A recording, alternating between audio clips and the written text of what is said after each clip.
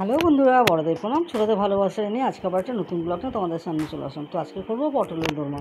তার জন্য নিয়ে নিচ্ছি এখানে 1 কিলো পটল। আর দেখতে পাচ্ছ পটলগুলো কত বড় বড় আর মোটা মোটা। তারপরে একটা ছুরি দিয়ে পটলের গায়ের ছোকলাটা একটু ছাড়িয়ে নিলাম। তারপরে চামচের সাহায্যে চামচের পেছনটা দিয়ে পটলের ভেতর থেকে সমস্ত যে শাঁসগুলো ছিল সেগুলো বের করে নেবো। প্রত্যেকটা পটলে একটা একটা করে নেবো এভাবে।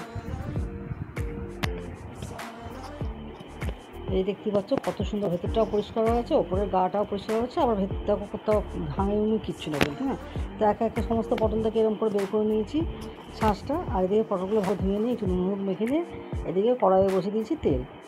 আর এদিকে ছোট্ট ছোট্ট টুকরো করে আলু কেটে নিয়েছি তোমার পুরের জন্য, কারণ শুধু ওইটুকুনো পটলের শাঁসে তো আর হবে না এতগুলো পটলে, তো তার জন্য নিয়েছি। আর 1 বাটি নিয়েছি নারকেল, আর এদিকে একটা মশলা আদা পেঁয়াজ রসুন এটা পেস্ট করে নেবো।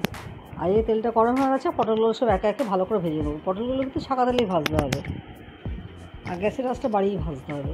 আর এদিকে নিয়ে নিচ্ছি এখন 700 গ্রামের মতো চিংড়ি মাছ, এখানে নুন হলুদ মেখে রেখে দেবো চিংড়ি মাছটা। তো দেখো আমার পটলগুলো সব একে একে ভাজা হয়ে গেছে। আর কড়াই থেকে তেলটা কমিয়ে নিয়ে ওই তেলে চিংড়ি মাছগুলো ভেজে নেবো। চিংড়ি মাছগুলো ভেজে তুলে দিয়ে দিচ্ছি কড়াইয়ে তেল, আর দিয়ে দিচ্ছি ফোড়নে সাদা জিরে।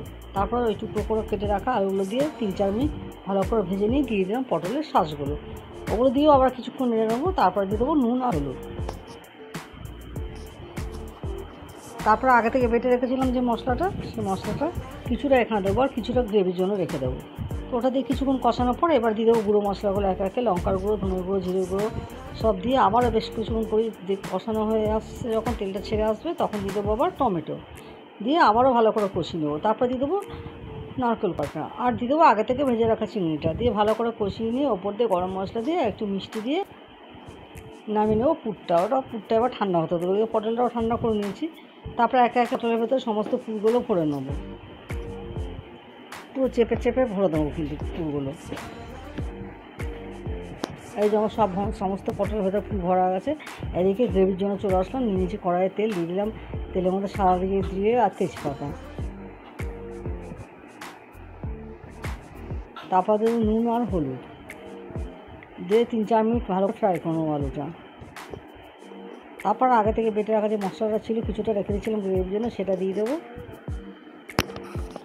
আর দিয়ে দেবো লঙ্কার গুঁড়ো, জিরে গুঁড়ো, ধনের গুঁড়ো দিয়ে আবারও ভালো করে কিছুক্ষণ কষিয়ে নিয়ে দিয়ে দেবো টমেটোটা দিয়ে আবারও ভালো করে কিছুক্ষণ কষাবো। তারপরে দিয়ে দেবো একটু পুর বাকি ছিল, পটলের ভরার পরেও ছিল, সেটা দিয়ে দিলাম।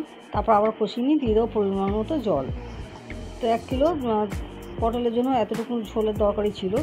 তো দেখো ঢাকা দিয়ে গ্যাসের আঁচটা কমিয়ে আলুগুলো সেদ্ধ করে নিয়েছি। এবার দিয়ে দেবো একে একে পটলগুলো দিয়ে আবারও 5-7 মিনিট ফুটিয়ে নেবো।